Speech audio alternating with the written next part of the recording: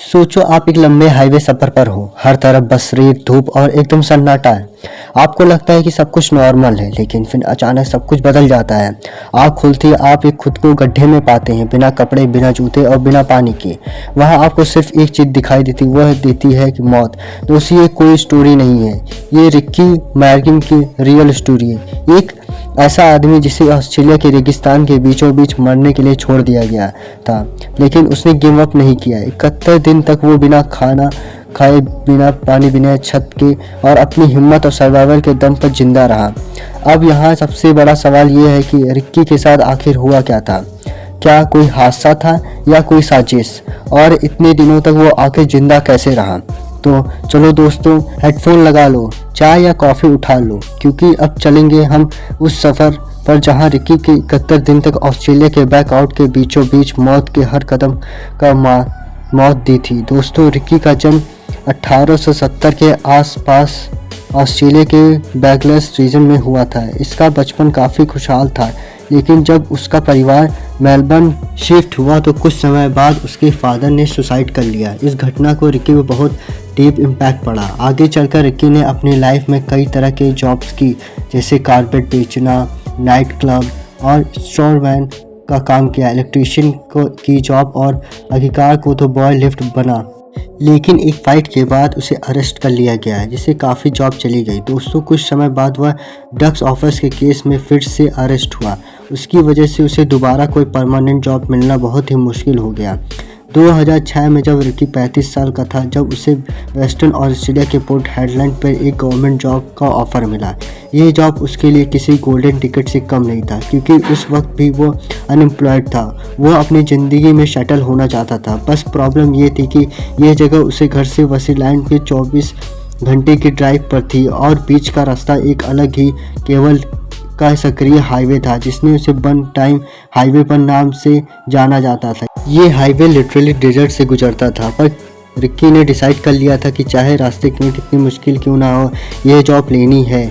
इसलिए तो अपना सामान पैक करता है, उसे अपनी कार में डालता है और निकल पड़ता है उसे डेस्टिनेशन की तरफ। लेकिन रिक्की कभी लौटकर हेडलैंड पहुंचा ही नहीं। जब कई दिनों तक उसके फ्रेंड या फैमिली मेम्बर्स को उसकी कोई खबर नहीं मिली, तो उसे डाउट होने लगा रिक्की के साथ कुछ गड़बड़ हुआ है। आखिर जब कुछ दिनों तक उन्हें रिक्की जिंदा मिला, तो उसकी हालत देखकर उन्हें आंखों में यकीन नहीं हुआ। रिक्की एक जिंदा स्केलेटन बन चुका था। जो उसे ने स्टोरी सुनाई, उसको लोगों और को कंफ्यूज कर दिया। पहले उसने कहा कि उसकी कार खराब हो गई थी, बाद में उसने बताया कि एक आदिवासी ने उसे ड्रग्स दे दिया था, जबकि अपनी ऑटोबायोग्राफी में उसने लिखा है कि वाटर हैंडलैंड जाते समय रोड साइड पर उसे 3 लोग मिले। उन्होंने उससे हेल्प मांगी, और जब रिक्की ने उसे में से एक की लिफ्ट दी तो उसने एक ड्रग्स देकर बेहोश कर दिया। जब रिक्की की होश आया तो वह एक गड्ढे में था और ऊपर से प्लास्टिक से ढका हुआ था। इन तीनों से रिक्की को कौन सी स्टोरी सच थी, ये तो आज तक किसी को 100% नहीं पता। लेकिन एक चीज़ जो ये सच दिखी, रिक्की ऑस्ट्रेलिया बैकआउट के बीच 71 दिन तक जिंदा था। आपकी नॉलेज में बता दूं कि ऑस्ट्रेलिया बैकआउट दुनिया का सबसे भयानक जगहों में से एक है। यहाँ दिन के समय टेम्परेचर 40 डिग्री से ऊपर चला जाता है, और रात हड्डियाँ कांपने वाली ठंड पड़ती है। जहरीले सांप, कंगारू, वाइल्ड डॉग, सब कुछ बैकआउट में मिलना आम बात होती है। लेकिन रिक्की इन सब के बीच बिल्कुल अकेला, नंगा और एकदम कंफ्यूज था। इसके पास ना तो खाने के लिए खाना था और ना ही पीने के लिए पानी। दोस्तों, अगर आपको कभी ऑस्ट्रेलियन बैकआउट के बारे में सुना हो, तो आपको पता होगा कि ये जगह किसी भी जिंदा रहने का मौका नहीं देती है। दोस्तों, पिछले कुछ दिनों तक रिक्की को भी कुछ समझ नहीं आया। उसने साथ हुआ क्या है, वो कहाँ से और किस डायरेक्शन से आगे बढ़ा। वो कंफ्यूज, गर्मी में और भूख भी परेशान था। लेकिन इंसान की सर्वाइवल जब ऑन होती है, तो वो छोटी सी छोटी चीज़ों में भी होप ढूंढ लगता है। दोस्तों, रिक्की के साथ भी कुछ ऐसा ही हुआ। उसकी किस्मत अच्छी थी। वो टाइम रेनी सीजन के बाद का था, इसलिए कुछ छोटी छोटी जगहों पर थोड़ा पानी इकट्ठा हुआ था। रिक्की चलकर एक छोटी सी डैम तक पहुंचता है, जहां उसे पानी पहला टेम्परेरी शेल्टर बनाया। और जब पानी उसे मिल गया तो लेकिन खाने के लिए उसे स्ट्रगल करना पड़ा। ये हफ्तों तक रिक्की कुछ भी नहीं खाया। फिर एक दिन उसने एक छोटी सी लेजर्ड देखी। बिना सोचे समझे उसे मार दिया और फिर धूप में सेक रहा था।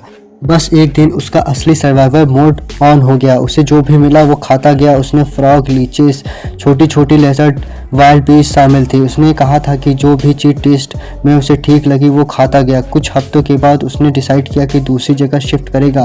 पानी के नए सोर्स के लिए उसने चलना स्टार्ट किया। उसे एक और पानी की जगह मिल गई, लेकिन अब तक उसका शरीर बहुत ज़्यादा कमज़ोर हो चुका था। लेकिन उसी इस पूरी कंपटीशन भी उसे छोटी सी गुम्मी बनाई। उसके ऊपर से उसने एक क्रॉस लगाया। शायद एक्सपर्ट कर लिया था कि अगर मर गया तो उसकी कब्र यहीं होगी।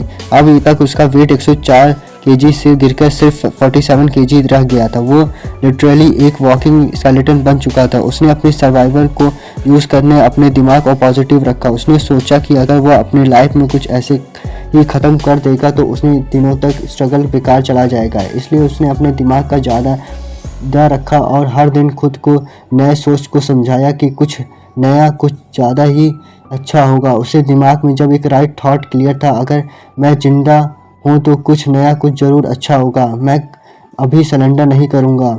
अपने इस थॉट के साथ रिक्की ने 71 दिन तक गुजारे और एक दिन संयोग से कुछ ऑस्ट्रेलियन कैटल स्टेशन वर्कर ने उसे देख लिया। रिक्की जिंदा था लेकिन बहुत ही बुरी हालत में था। रिक्की के शरीर पर कपड़े नहीं थे, उसका शरीर जला हुआ था, लेकिन उसकी आंखों में एक चीज़ क्लियर नज़र आ रही थी कि वह भी था जिंदा रहने की ललक। और वो लोग रिक्की को लेकर तुरंत हॉस्पिटल ले गए, जहाँ डॉक्टर ने भी रिक्की की कंडीशन देखकर शॉक्ड रह गया, क्योंकि उसके अकॉर्डिंग इतने लंबे समय तक जिंदा प्रॉपर फूड से जिंदा रहना ऑलमोस्ट इम्पॉसिबल था। लेकिन क्योंकि रिक्की ने खुद को अच्छे से हाइड्रेट करके रखा था, उसने पानी पीना नहीं छोड़ा था, इसलिए उसकी बॉडी अभी भी फाइट कर रही थी। डॉक्टर ने तुरंत ही रिक्की को आईसीयू में एडमिट कर दिया।